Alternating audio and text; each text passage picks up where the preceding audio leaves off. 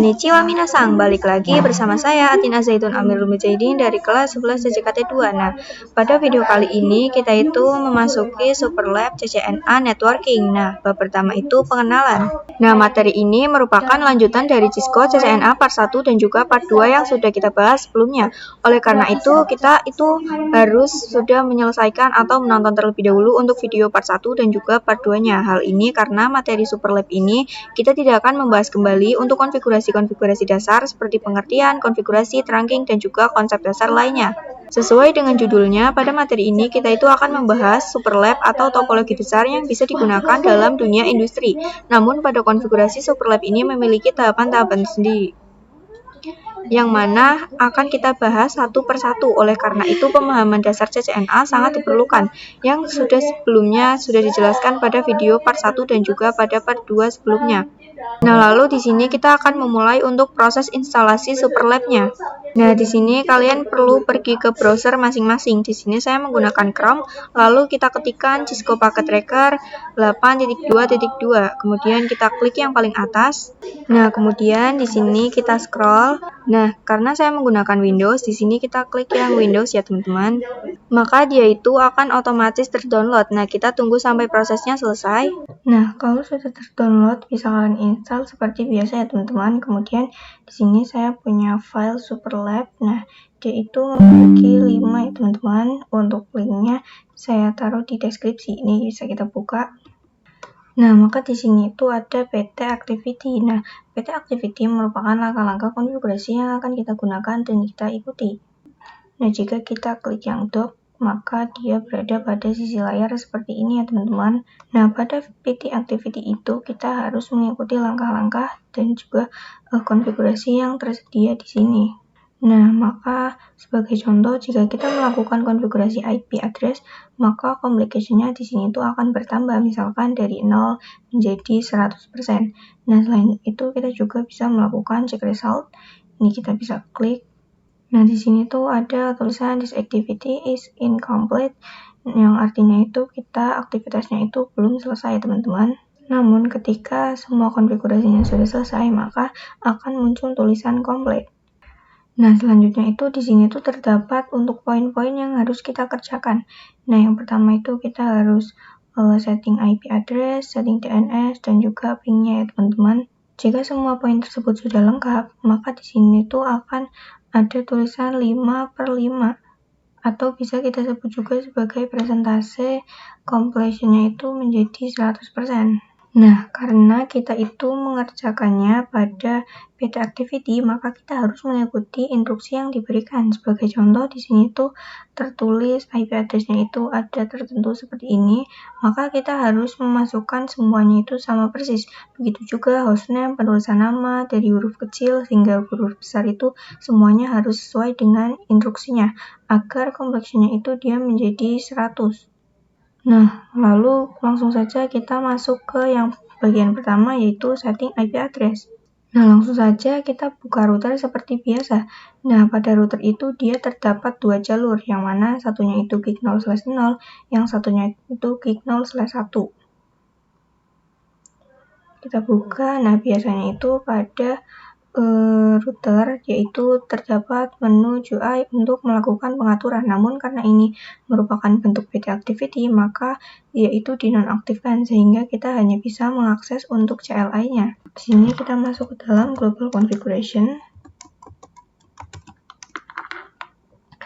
Lalu di sini kita akan masuk ke dalam interface gig 0/0 yang mana dia itu mengarah ke server.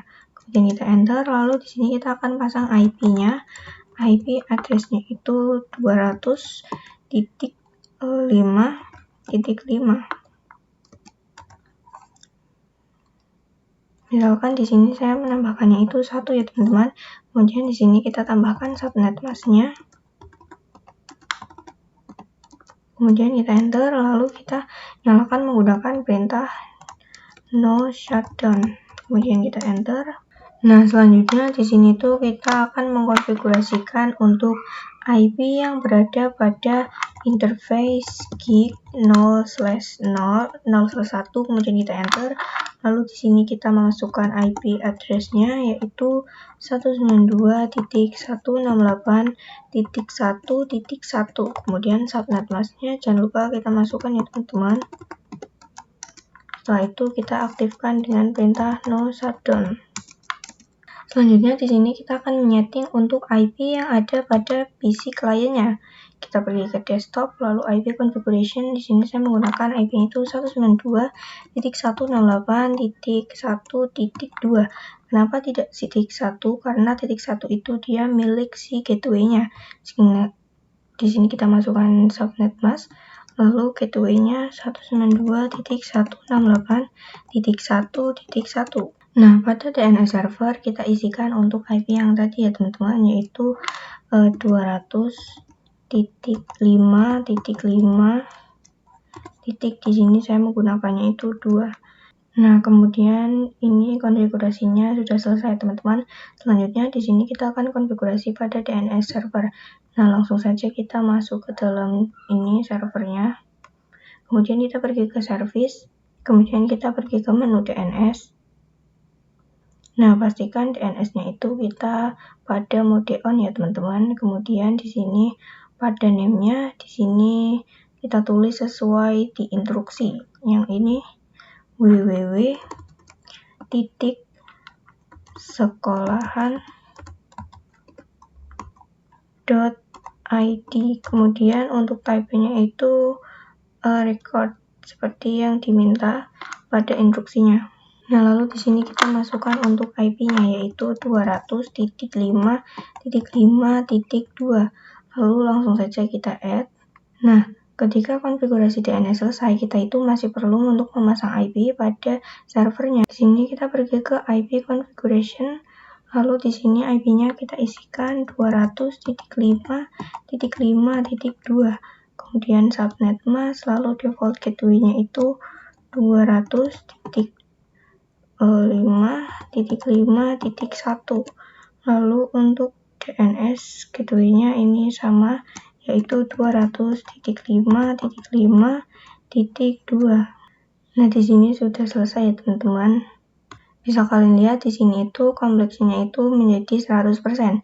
Nah, di sini kita juga bisa cek menggunakan check result. Nah, di sini itu sudah ada tulisan seperti ini yang berarti di sini itu sudah berhasil atau misinya itu kita sudah selesai. Nah, untuk yang terakhir kita itu disuruh untuk melakukan konektivitas, yaitu untuk ping ke www.sekolahan.id. Di sini kita pergi ke PC, lalu kita pergi ke command prompt. Di sini kita bisa langsung ping www.sekolahan.id.